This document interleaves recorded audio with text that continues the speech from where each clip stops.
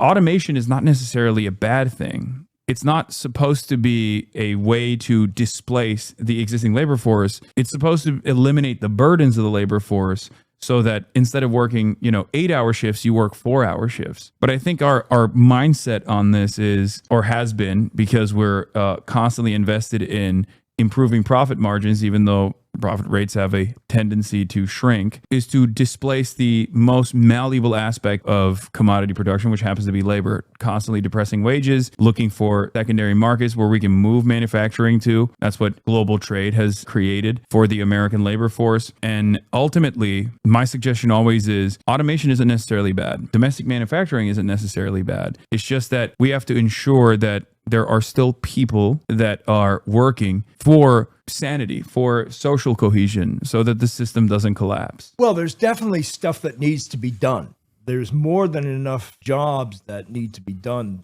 You think about the infrastructure, there's a lot that needs to be done there. We need more teachers, we need more childcare workers.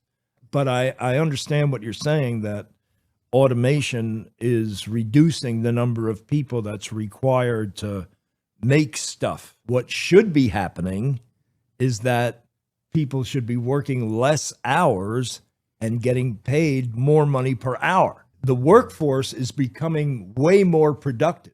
Yeah. Thanks to robotics and computers and whatever. All that productivity, all the profits from all that productivity is going just to the 1%. Yeah.